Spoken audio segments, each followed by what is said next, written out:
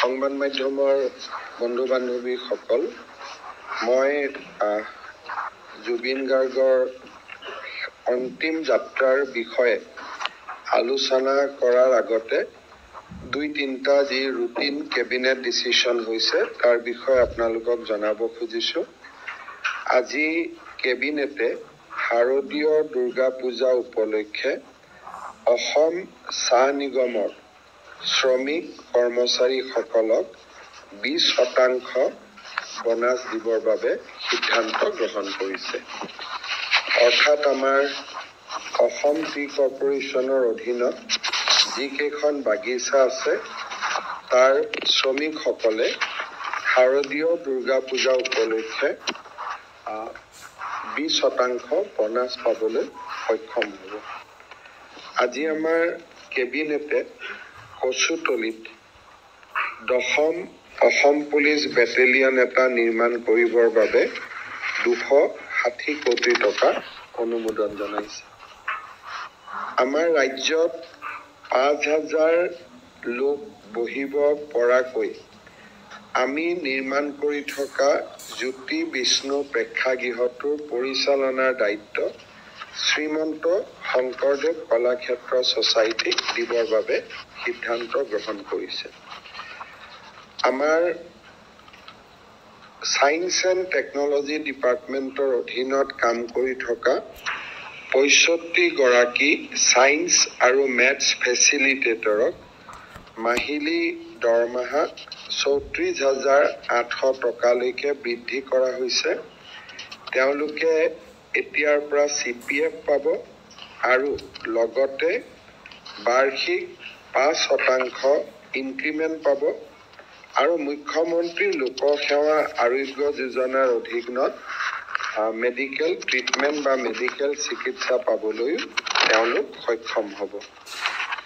আজি আমাৰ কেবিনেটে অসম লোকসেৱা আয়োগৰ প্ৰিলিমছ পৰীক্ষাৰ প্ৰশ্ন কাকতখনো অসমীয়াতে কাটিবলৈ সিদ্ধান্ত গ্ৰহণ কৰিছে। এতিয়ালৈকে মেইনছখন অসমীয়া ইংৰাজী দুয়োটাই কটা হৈছিলে। প্ৰিলিমিনাৰী কুৱেশ্যন পেপাৰখন অসমীয়াত ইমান দিন কটা নহৈছিলে। এইবাৰৰ পৰা আমাৰ কেবিনেটে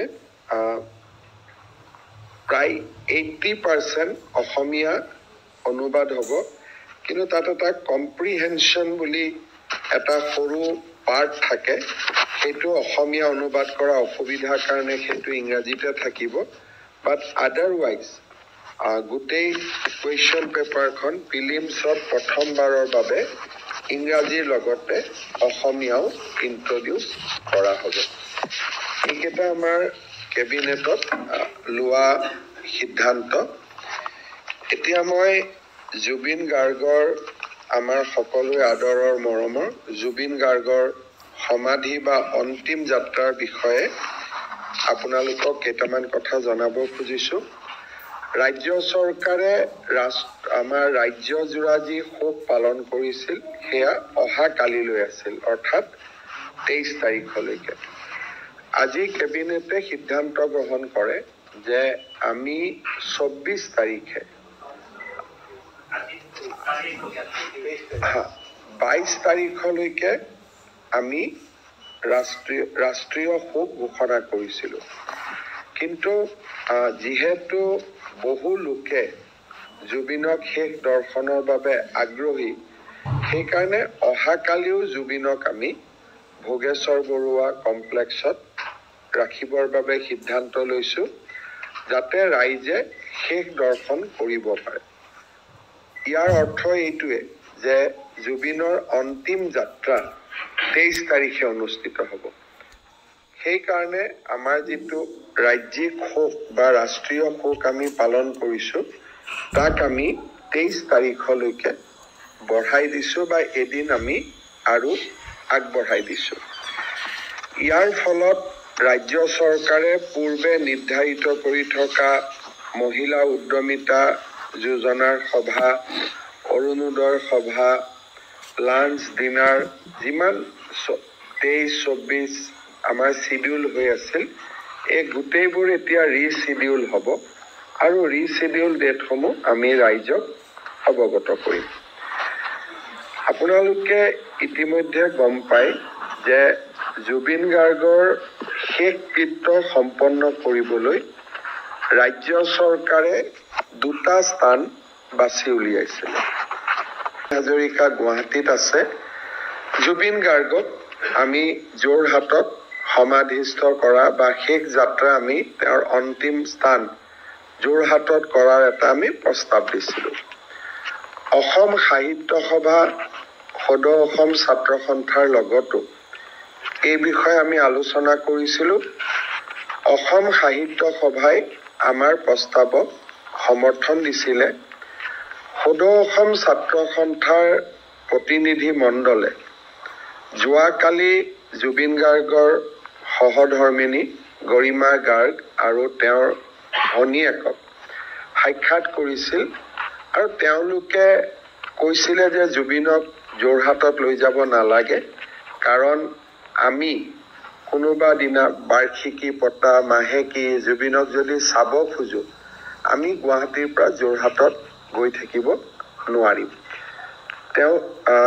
তেওঁলোকে আৰু কৈছিলে যে জুবিনৰ দেউতাকৰ বয়স 80+ আৰু বিভিন্ন ধৰণে ৰোগত আক্ৰান্ত হৈ আছে। যোৰহাটলৈকে তেখেতক অন্ত্যেষ্টিক্ৰিয়াৰ যিটো অনুষ্ঠান হ'ব তালৈকে লৈ যাবৰ বাবে স্বাস্থ্যই অনুমতি নিদিব। এই বিষয়ে সদৌ অসম ছাত্ৰ সন্থাই ৰাজহুৱাভাৱেও প্ৰকাশ কৰে।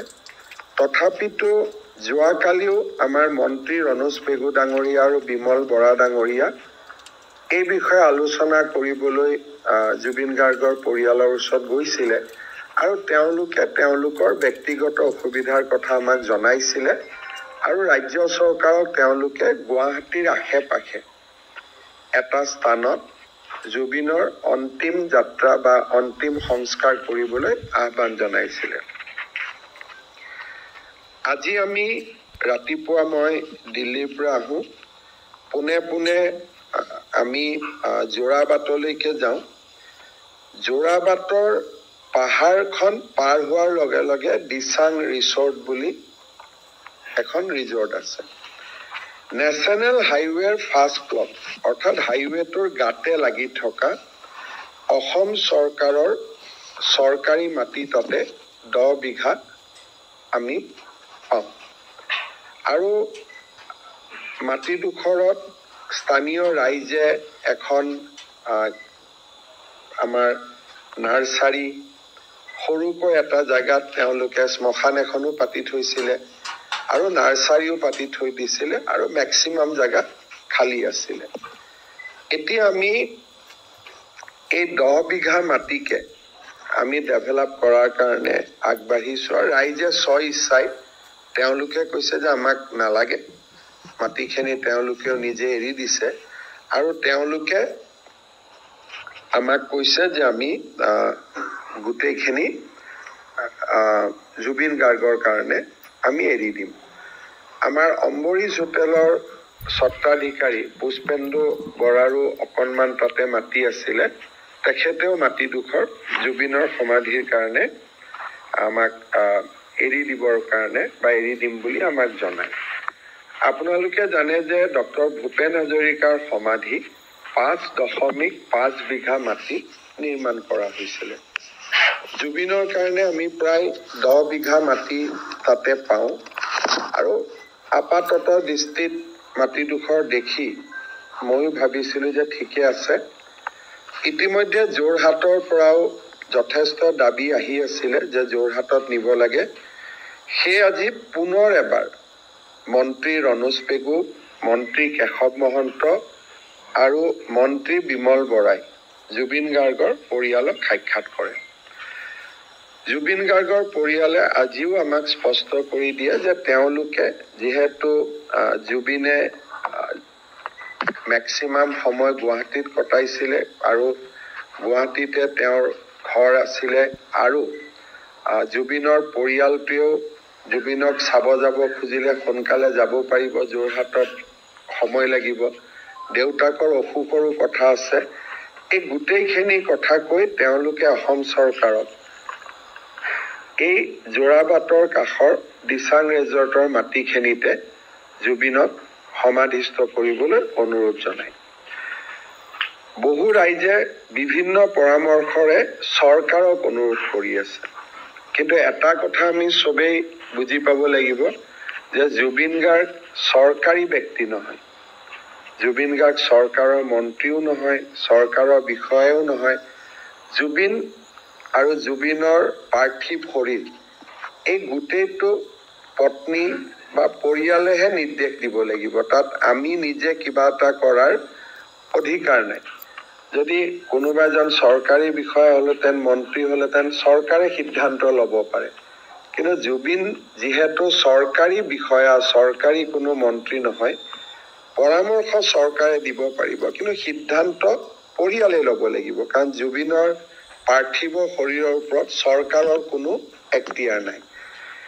সেইবাবে যোৱা কালিৰ পৰা সকলোৱে আমাকো পৰামৰ্শ দিছিলে যে পত্নী আৰু পৰিয়ালৰ কথা মতেই আমি চলিব লাগে, নিজাকৈ আমি বিশেষ সিদ্ধান্ত ল'ব নালাগে। সেইবাবে আমিও কেবিনেটত আজি সিদ্ধান্ত লৈছোঁ যে আমি জুবিনৰ শেষ কৃত্য আমি যিটো কমাৰকুছি NC ভিলেজ বুলি কয়, দিচাং ৰিজৰ্টৰ ওচৰত, সোণাপুৰ বুলি ক'লে বহুত দূৰ বুজায়, সোণাপুৰ যাব নালাগে, একজেক্টলি খানাপাৰাৰ পৰা 7 বা 8 কিলোমিটাৰ, তাতকৈ কমে হ'ব।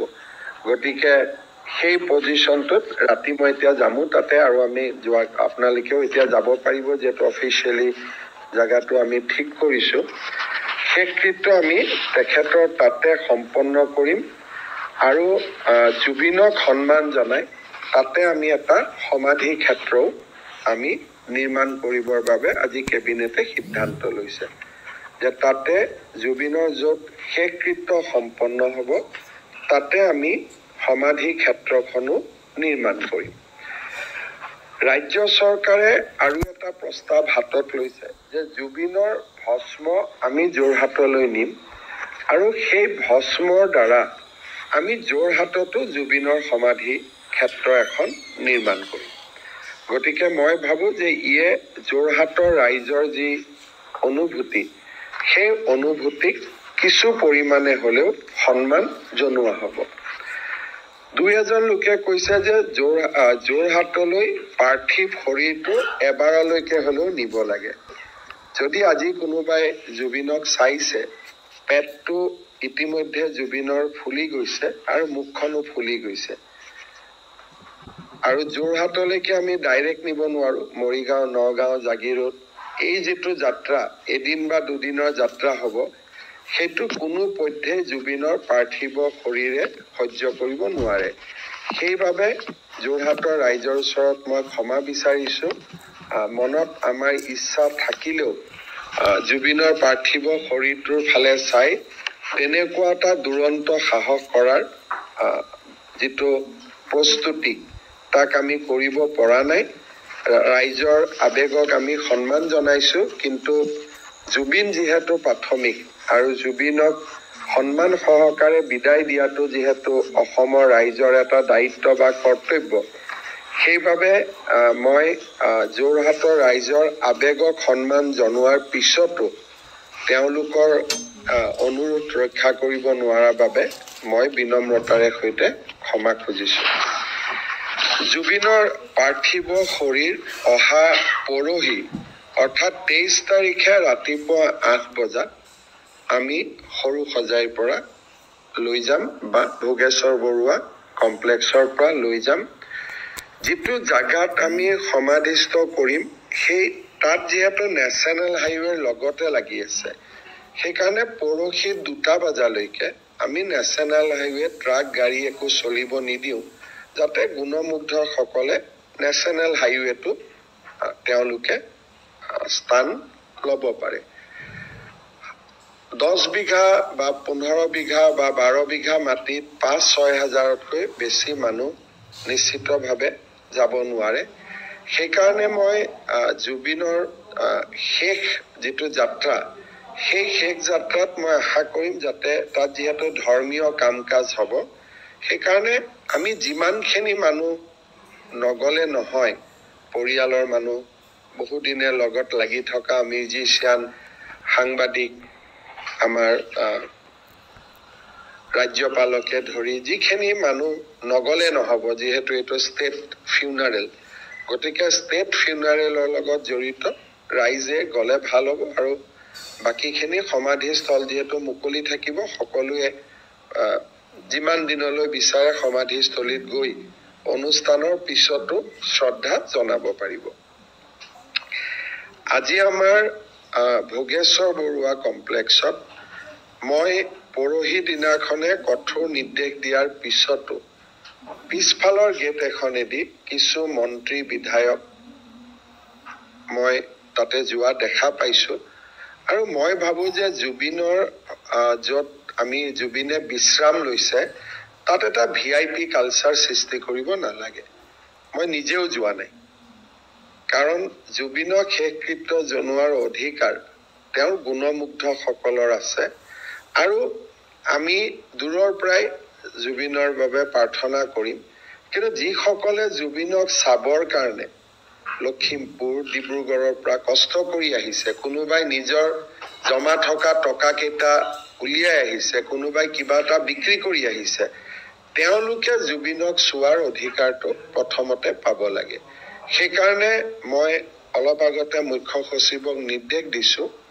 যে কোনোবা যদি মন্ত্ৰী বিধায়ক তাতে যায় দীঘলীয়া শাৰী পাতি যাব লাগিব কোনো পিছফালদি শৰ্টকাট কৰি যোৱাৰ যেটো ব্যৱস্থা সেই ব্যৱস্থাটো অহাকালি মই নামানিম আৰু মই মুখ্য সচিবক কঠোৰভাৱে কৈছো যে যিনেই নহওক কিয় সকলোৱে যদি মন্ত্ৰী বিধায়ক জুবিনক চাব খোজে তেওঁলোকে লাইনত থিয় হ'ব আৰু লাইনে যিমান দূৰলৈকে লৈ যাব সিমান দূৰলৈকে লৈ যাব আৰু এনেকুৱা কোনো কথা নাই যে যাবও লাগিব সকলোৱে জুবিনক নিজ নিজ স্থানতে আমি সমস্যাৰ সৃষ্টি কৰিব নালাগে এই দিশটোৰ প্ৰতিও আমি গুৰুত্ব দিছো আপোনালোকে জানে যে সিংগাপুৰত জুবিন গাৰ্গৰ এটা বিশেষ পৰিস্থিতিত মৃত্যু হয় আমাক সিংগাপুৰ হাই কমিশনে জুবিন গাৰ্গৰ ডেথ সাৰ্টিফিকেটখন পঠাই দিছে আৰু ডেথৰ কাৰণ তেওঁলোকে ড্ৰাউনিং বুলি কৈছে but this is not post-mortem report post-mortem report is different and death certificate is different death certificate জুবিনৰ পৰলোকপ্ৰাপ্তিৰ কাৰণ ড্ৰাউনিং বুলি কৈছে আৰু সেই কাৰণে যাতে সম্পূৰ্ণ জুবিনৰ গোটেই ব্যৱস্থাটোত সম্পূৰ্ণ পাৰদৰ্শিতা আৰু ট্ৰান্সপাৰেন্সি থাকে সেইভাবে হাই কমিশনে দিয়া ডেথ সাৰ্টিফিকেট তাৰ পিছত সিংগাপুৰ গভৰ্ণমেণ্টে দিয়া ডেথ সাৰ্টিফিকেট গোটেইখিনি মই আপোনালোকৰ বাবে আগবঢ়াই দিছো আপোনালোকে এইখিনি নিজস্ব সংবাদ মাধ্যমত আপোনালোকে ৰাখিব পাৰিব বা ফাৰ্ডাৰ ৰেকৰ্ডৰ কাৰণে ৰাখিব পাৰিব আৰু আমি কাগজখিনি CID কো পঠাই দিম মুখ্য সচিবে আমাৰ সিংগাপুৰৰ এম্বেছাডৰ লগত যোগাযোগ কৰি আছে যে আমি কিমান সোনকালে পোষ্টমৰ্টেম ৰিপৰ্টখন আমি আনিব পাৰো কাৰণ যিকোনো কথাত আগবাঢ়িবৰ কাৰণে PM report is very very important ভাৰতৰ গৃহমন্ত্ৰী অমিত শাহ ডাঙৰীয়াই আজি মোক দুবাৰ তিনিবাৰ ফোন কৰি আছে জুবিনৰ শেষকৃত্য বা তাৰ গোটেই ব্যৱস্থাটো সম্পৰ্কত আমি লোৱা ব্যৱস্থাৰ সম্পৰ্কত তেওঁ নিৰীক্ষণ আৰু পৰামৰ্শ দি আছে আৰু যি ধৰণে তেওঁলোকে সহায় কৰিব পাৰে তেওঁলোকে আমাক সহায় কৰাৰ প্ৰতিশ্ৰুতি দিছে তথাপিতো মই কৈছো বিশেষ সহায়ৰ একো প্ৰয়োজন নাই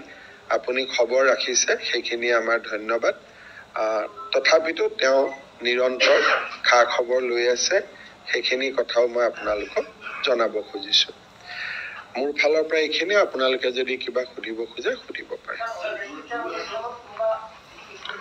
সব ইয়াতে ভিআইপিৰ গোটেই কালচাৰটোকে কোনোবা আহিলে আহিব পাৰিব কিন্তু মই যে তাতে নিজেও গৈ থিয় হৈ থাকিব পাৰিম মই আশা কৰা নাই কাৰণ ৰাইজে যি ধৰণে গোটেই ব্যৱস্থাটোক আগুৱাই লৈ গৈছে এজন মন্ত্ৰী কেন্দ্ৰীয় মন্ত্ৰী মুখ্যমন্ত্ৰী যাবৰ কাৰণে 4-5খন সিকিউৰিটি গাড়ীৰে সেই জায়গাটোত গৈ বহা আহিবৰ কাৰণে সকলো আগ্ৰহী কিন্তু গোটেই পৰিৱেশটোৱে গুণমুগ্ধ সকলে হাতত লৈ লৈছে মই যে গৈ তাতে বহিব পাৰিম সেইটো মই নিজেও নাজানো সেইকাৰণে পৰিৱেশবোৰ যে ডেফিনেট